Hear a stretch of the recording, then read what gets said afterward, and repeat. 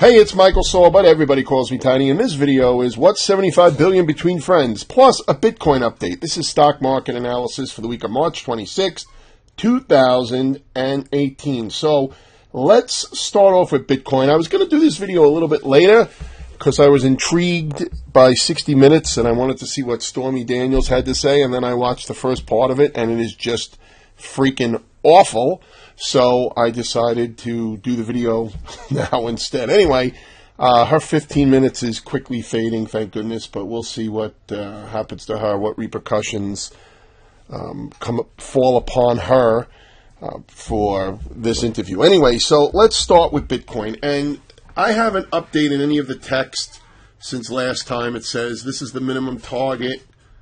First thing I said is this move is corrective. I know it's all overlapping now because as we've progressed forward, but I said that this move was corrective. But I did say the last time I pulled up this chart that I wasn't really sure when exactly it was going to start moving back down. And after it came up with a small little double top here, it started to move. It had a little coil, and then it popped down, came up and tested that coil. Now, again, I have the minimum target, which is right here from the low.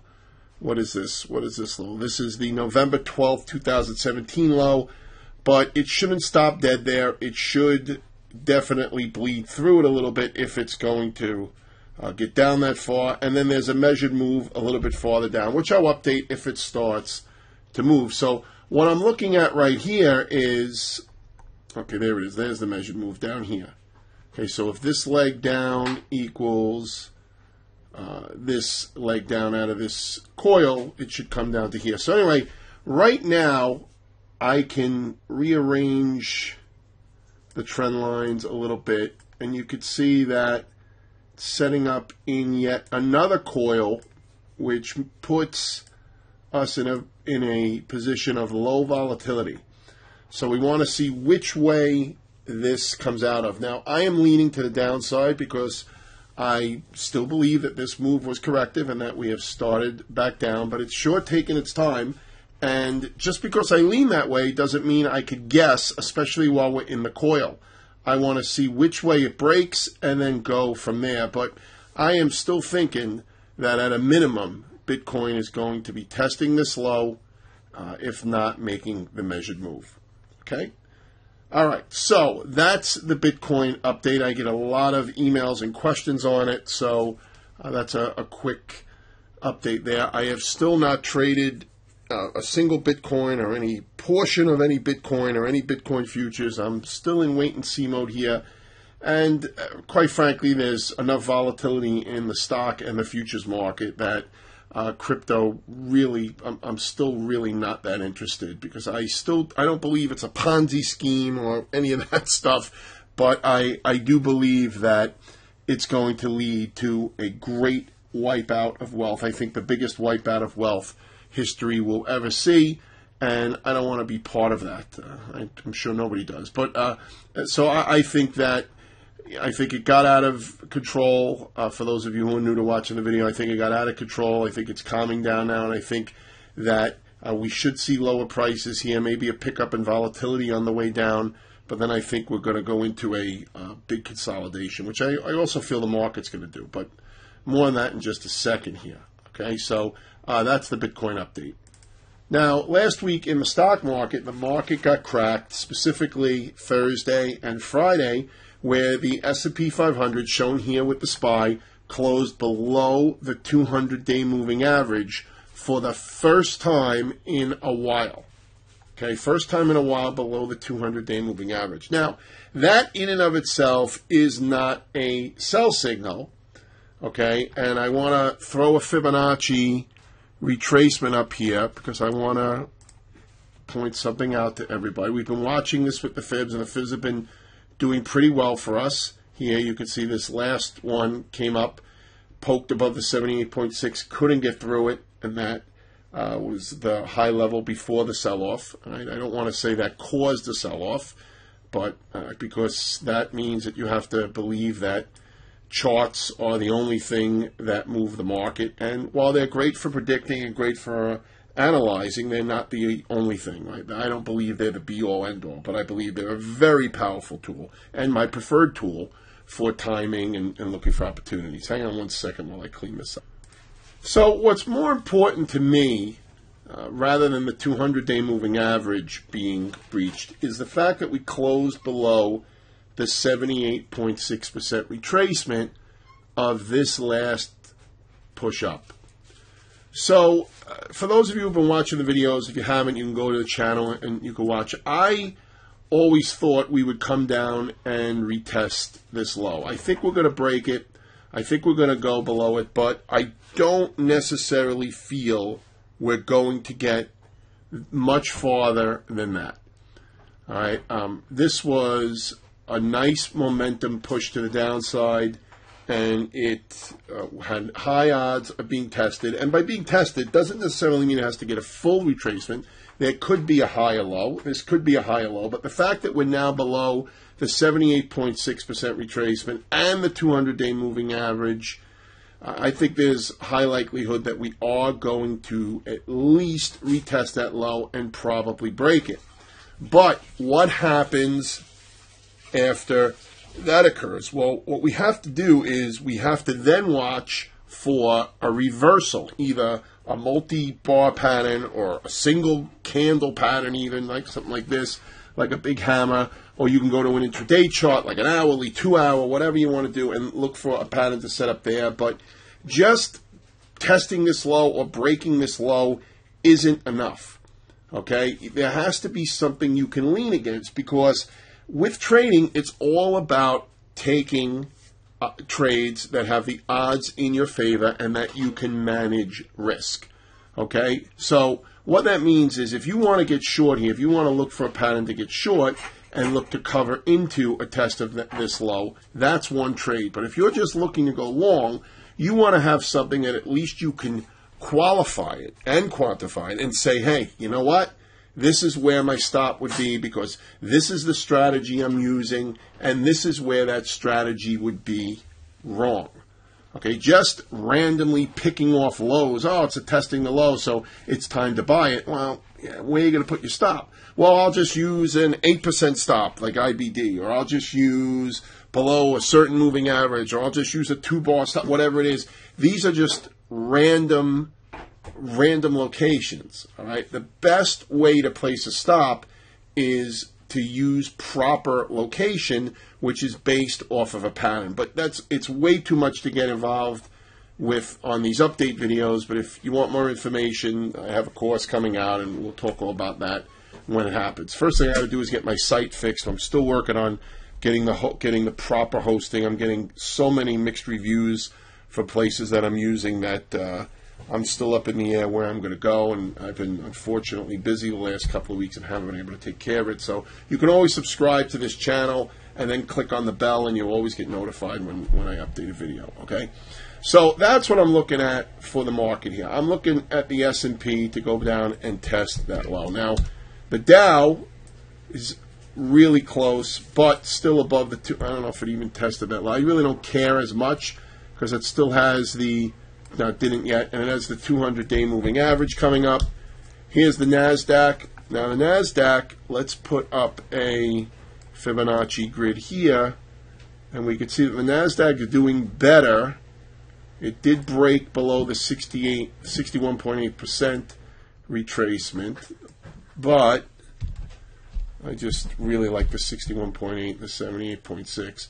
It's still a little bit before the 78.6. So what can happen here is the S&P can go on a test of the February lows or break those lows. The NASDAQ can hold the 78.6 or maybe even bleed through it a little, test the 200-day and put a higher low in, and that could lead to a nice bounce. As of right now, I am looking for a bounce once this push is over. I don't know. I'm not necessarily high confidence that we're going to go back to new highs, but that is what I believe will be the new target. I do believe we will see new highs. I don't think this rally is over, and I don't think a bear market has begun. However, we could go into a period of really excessive consolidation. We could consolidate all year. We could form a big triangle or a big rectangle, something to really aggravate the swing traders. But there's still plenty of opportunity on the day trading space. All right, so that's the NASDAQ. Here's the Russell. The Russell holding up better also than the broad market.